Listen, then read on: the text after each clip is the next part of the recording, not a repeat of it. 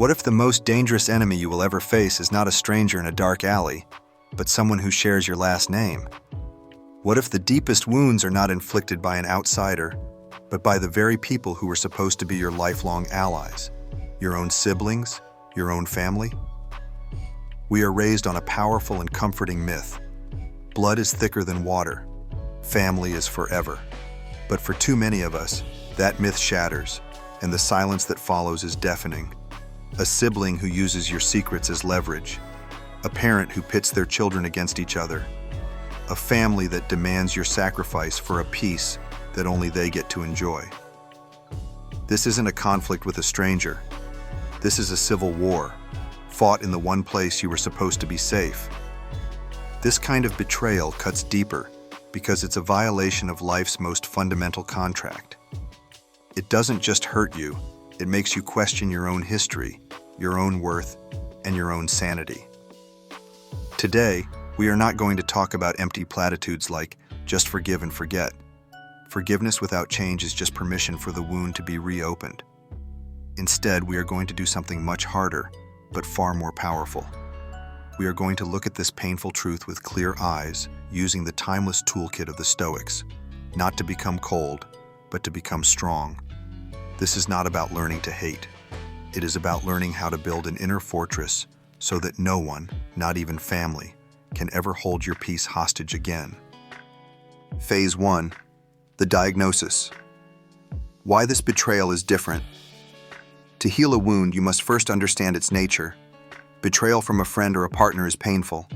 Betrayal from a sibling or a parent is existential. Why? First, it shatters your foundational narrative. From childhood, your family is your first tribe, your primary source of identity and safety. When a member of that tribe becomes a source of harm, it creates a deep cognitive dissonance. The person who is meant to protect you is now the source of your pain. Your mind struggles to reconcile these two realities, leading to chronic confusion, self-doubt, and anxiety. You start asking, am I crazy? Did that really happen? Am I overreacting? Second, it exploits a unique form of leverage, your shared history. A sibling knows your deepest insecurities, your childhood mistakes, your most vulnerable moments. In a healthy relationship, this shared history is a source of intimacy and trust. In a toxic one, it becomes a weapon. They can wound you with a single coded phrase at a family dinner that no one else understands but cuts you to the core.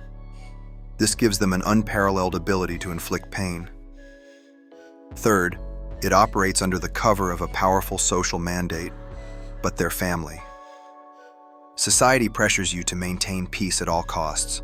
You are expected to forgive endlessly, to make excuses for their behavior, and to endure mistreatment that you would never tolerate from a stranger. This pressure forces you into silence, making you a prisoner of a toxic dynamic, often for decades. Recognizing these truths is the first step toward freedom. You are not crazy, your pain is real, and your obligation is not to preserve a peace that is killing you, but to protect your own mind. Phase 2, the Stoic strategy. The controlled demolition and rebuilding. When a building's foundation is cracked, you don't just paint over it. Doing so is not only ineffective but dangerous. You must perform a controlled demolition of the unsafe structures to rebuild something new and stronger on solid ground. Dealing with deep family betrayal requires a similar approach. This is a 4-step strategic process for dismantling the broken expectations and rebuilding your inner peace. Step 1. The damage assessment, radical honesty. The first step is to stop making excuses. You must look at the betrayal for what it is, without the fog of "but we're family." This requires brutal private honesty. Acknowledge the act. You must name the betrayal clearly. Not, "my brother can be difficult," but "my brother consistently uses my past mistakes to manipulate me." Not, "my sister is just competitive," but "my sister actively sabotages my successes to make herself feel better." Acknowledge the impact. You must validate your own pain. This behavior has made me feel ashamed and has damaged my self-confidence. This dynamic has made me anxious about family gatherings. This step is not about blame, it is about clarity. You are simply observing reality without the filter of obligation. You are assessing the crack in the foundation before you decide what to do about it. Step 2. Securing the perimeter, the discipline of boundaries. Before you can rebuild, you must stop further damage. A boundary is not a punishment. It is a declaration of what is acceptable in your space. With family, boundaries must be clear, simple, and enforced by your actions, not their agreement. Limit information access. The sibling who uses your secrets against you no longer gets access to your inner world. You don't need a dramatic announcement. You simply stop sharing vulnerable information. Your life becomes a need-to-know operation. Limit time and space. Access. The relative who always drains your energy no longer gets unlimited access to your time. You might shorten your visit, choose to meet in a neutral public place instead of at home, or decide not to answer their calls after a certain hour. Communicate the boundary, if necessary. Sometimes a boundary needs to be stated. Use a simple, non-emotional formula. When the behavior happens, I will action. For example, when the conversation turns to gossiping about other family members, I will excuse myself. Or, I am no longer willing to discuss my finances. If the topic comes up, I will change the subject. You are not asking for their permission. You are informing them of your action. Step 3.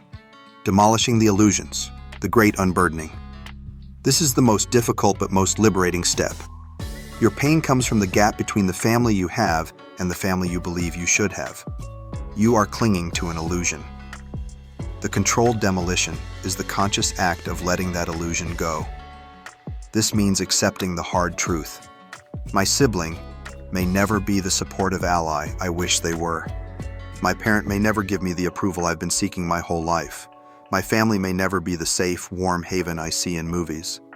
Accepting this is not giving up hope. It is giving up a source of constant pain. It is the understanding that you cannot control them, and your peace depends on you stopping the exhausting, heartbreaking work of trying. You are releasing them from the job of making you happy, a job they were never qualified for in the first place. Step 4. Rebuilding on a new foundation, the internal citadel. Once the rubble of broken expectations is cleared, you can begin to build on a new foundation. This foundation is not the conditional love of family, but your own internal source of worth and values. This is where you shift your focus from, what do they think of me, to, what do I think of myself? You invest your energy in your own character, your own goals, and your own chosen relationships, the family you build based on mutual respect and trust.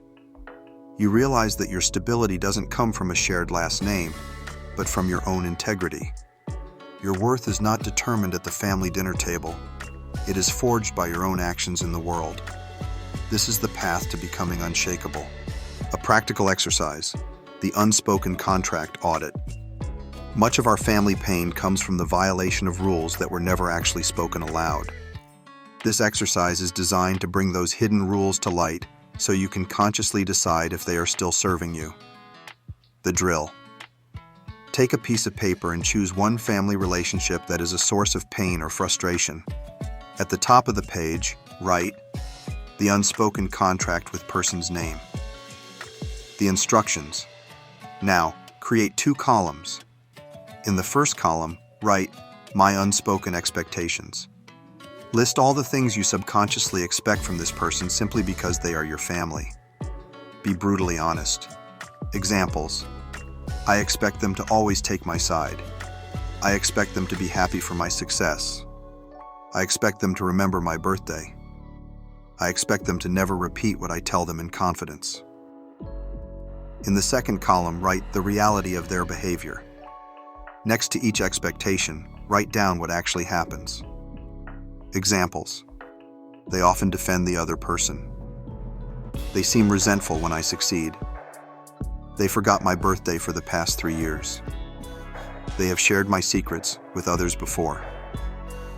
The purpose. This audit is not to make you angrier, it is to make you clearer. Seeing the enormous gap between your unspoken expectations and the reality of their behavior on paper is a powerful wake-up call.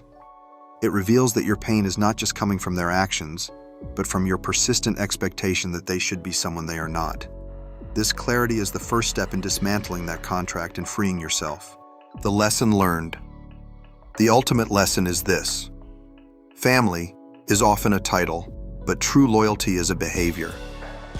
Blood makes you related, but only trust, respect, and consistent action make you family.